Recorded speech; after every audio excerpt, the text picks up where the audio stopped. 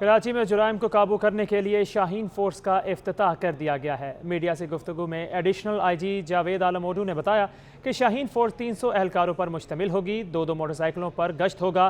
شاہین force commando course کے training یافتہ اہلکار ہیں۔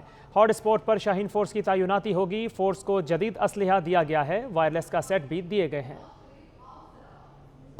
مجموعی طور پہ دیکھیں کہ یہ ہمارے لیے ڈیٹرنس نہیں ہوگا، کیونکہ آپ دیکھیں کہ پولیس کا مورائل اور پولیس کا کبھی بھی ایسی چیزوں میں نیچے نہیں ہوا۔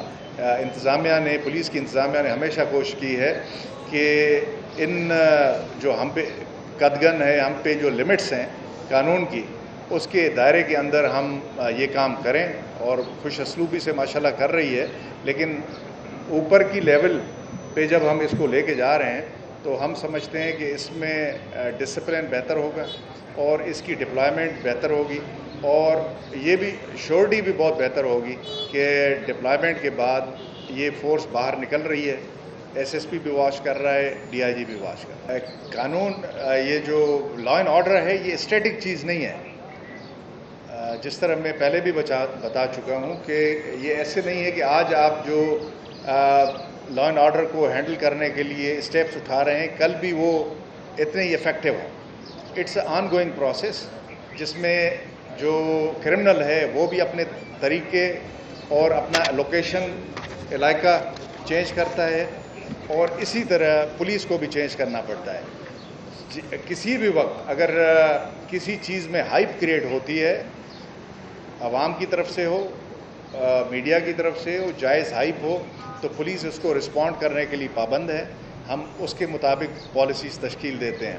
شہری کراچی میں بڑھتے ہوئے جرائم کے باعث خوف میں مبتلا ہیں۔ شہریوں کا کہنا ہے کہ پولیس نے شہریوں کو مجرموں کے رحم و کرم پر چھوڑ دیا ہے، پولیس سے نالاں ہیں۔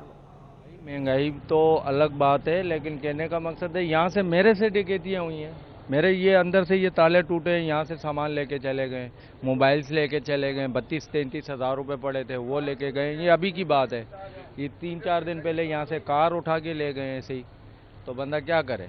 ہماری پولیس ہونا چاہیے، اس میں تو بے روزگاری ہوگا تو یہ تو ظاہری بات ہے، ہر چیز ہوگا نا۔ ہماری حکومت کو ان چیزوں کو کرنا چاہیے، علاقے کے ایس ایچ او کو، علاقے کے ڈی ایس پی کو، ان کو سمجھنا چاہیے، ان کو روک تھام کے لیے۔ جو ہر کراچی میں آئے لے کے بھی جاتے اور مار کے بھی چلے جاتے۔ کام مزدوری پراپر ہو جائے تو پھر اسٹریٹ کرائم آٹومیٹک ختم ہو جائے گا۔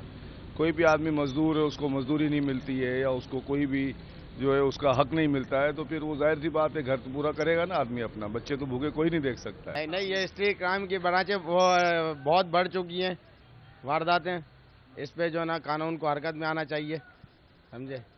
تو اس کا ذمہ دار کون ہو سکتا ہے؟ یہ حکومت ہی ہے اور کون ہے؟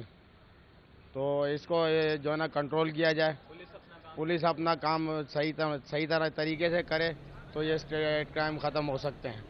ایڈمنسٹریٹر کراچی مرتضی وہاب نے پولیس کو اپنی کارکردگی بہتر بنانے پر زور دیا ہے۔ مرتضی وہاب کہتے ہیں معاشی حالات خراب ہونے پر جرائم بڑھتے ہیں، یہ تعویل نہیں چلے گی۔ کوئی دوسری رائے نہیں ہے۔ اگر ٹارگٹ کلنگ بڑھ رہی ہے، اگر یہ ڈکوئٹی کے واقعات بڑھ رہے ہیں، سوری ٹارگٹ کلنگ تو نہیں بھائی، ڈکوئٹی کہیں گے اس کو، اگر یہ بڑھ رہی ہے تو کہیں نہ کہیں پولیس کو اپنی سرویلنس کو، اپنی مانیٹرنگ کو، اپنی پیٹرولنگ کو بہتر بنانے کی ضرورت ہے۔ They have to pull up their socks. اور یہ نہیں ہو سکتا کہ اگر حالات مشکل ہو رہے ہیں، اکنامک کنڈیشن خراب ہو رہی ہے تو لا اینڈ آرڈر سچویشن خراب ہو۔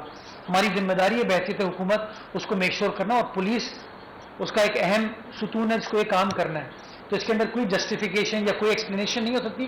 Police has to improve its performance تاکہ لوگوں کا بھلا ہو سکے۔ اس وقت لوگوں کی خدمت کر رہا ہے نا، اس کی تعریف ہونی چاہیے، چاہے وہ کوئی این جی او ہو، چاہے سول سوسائٹی ہو، یہ نیچے کا آپ کا مختار کار ہو، آپ کا اے سی ہو۔ فریق نہیں کر سکتے کہ دریا کہاں ہے اور فصل کہاں ہے، اتنا پانی ہے۔ اور ان حالات میں بھی جو لوگ کام کر رہے ہیں نا، میرے لیے بڑا آسان ہے، میں بند کمرے میں بیٹھ کے اے سی میں بیٹھا ہوں اور کوئی حکم دے دوں۔ جو لوگ کام کریں ان کی، کوئی بھی ہو، پرائیویٹ آدمی ہو، سرکاری آدمی ہو، جو شخص اس وقت انسانیت کی خدمت کرنے میں سرگرم ہے وہ میرا ہیرو ہے۔ اور میں اس کو گلے بھی لگانا چاہوں گا, اس کو تھپکی بھی دینا چاہوں گا, اس کی تعریف کرنا چاہوں گا کہ یہ وہ کردار ہے جو ہم سب کو بحیثیت انسان کرنا چاہیے, بیکاز یہی جینوئن انسانیت کی خدمت ہے. سیلاب متاثرین کی امداد کے لیے بیرون ممالک سے مدد کا سلسلہ جاری ہے. اردن نے بھی پاکستانی بھائیوں کے لیے امدادی سامان بھیجا ہے. صوبائی وزیر سعید غنی نے کراچی ایئرپورٹ پر اردن کے سفیر سے سامان وصول کیا. آپ کو اپڈیٹ کر رہے ہیں کہ سیلاب متاثرین کی مدد کا سلسلہ جاری ہے. سیلاب متاثرین کی امداد کے لیے بیرون ممالک سے مدد کا سلسلہ جاری ہے. اردن نے بھی پاکستانی بھائیوں کے لیے امدادی سامان بھیجا ہے. صوبائی وزیر سعید غنی نے کراچی ایئرپورٹ پر اردن کے سفیر سے سامان وصول کیا.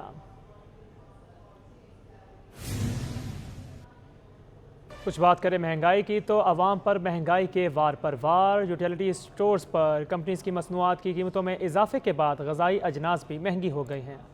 یوٹیلیٹی سٹور کارپوریشن کا غریب عوام کو مہنگائی کا ایک اور تحفہ, غذائی اجناس 20 سے 30 روپے تک مہنگی کر دی گئی. یوٹیلیٹی سٹور پر سفید چنا 20 روپے مہنگا ہو کر 300 روپے سے بڑھ کر 320 روپے کا ہو گیا ہے. دال مونگ کی قیمت میں 30 روپے اضافے سے 170 روپے سے بڑھ کر 200 روپے فی کلو. چنے کی دال 25 روپے مہنگی ہو کر 245 روپے تک پہنچ گئی. یوٹیلیٹی سٹور سے مہنگی اشیاء خریدنے پر عوام نے سارا غصہ حکومت پر نکال دیا.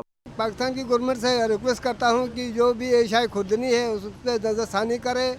غریب آدمی کہیں کا بھی نہیں رہا. سر حکومت سے یہی اپیل ہے سر کہ حکومت یہ ساری چیزیں سستی کرے سر, اور اس پہ کیا ہو سکتا ہے سر. حکومت کو چاہیے سر ابھی یہ مہنگائی پر تھوڑا کنٹرول کرے. یہ جو پیٹرول مہنگا ہوا ہے, دال یہ سب یہ تھوڑا اس کے اوپر تھوڑا بنا خیال کرے. دالیں تو ہے ہی مہنگی, جس چیز کے لیے ضرورت کی چیزیں آٹا چینی اور گھی وہ چیزیں دریافت نہیں ہیں, تو پھر باقی چیزیں لینے کا کیا فائدہ. سر یہ دالیں مہنگی ہو گئی ہیں, چنے مہنگے ہو گئے, کیا کھائے غریب آدمی, کہاں جائے. یوٹیلیٹی سٹور کچھ روز قبل بھی مختلف کمپنیوں کی جانب سے 13 مصنوعات پر قیمتیں بڑھائی جا چکی ہیں. تاہم اشیاء ضروریات کی قیمتوں میں ہوش ربا اضافے نے شہریوں کو جینا محال کر دیا. یہی وجہ ہے کہ لوگ ریلیف کے لیے حکومت کی طرف دیکھ رہے ہیں. کیمرہ مین آصف شفیع کے ہمراہ بسیم افتخار, سٹی 21.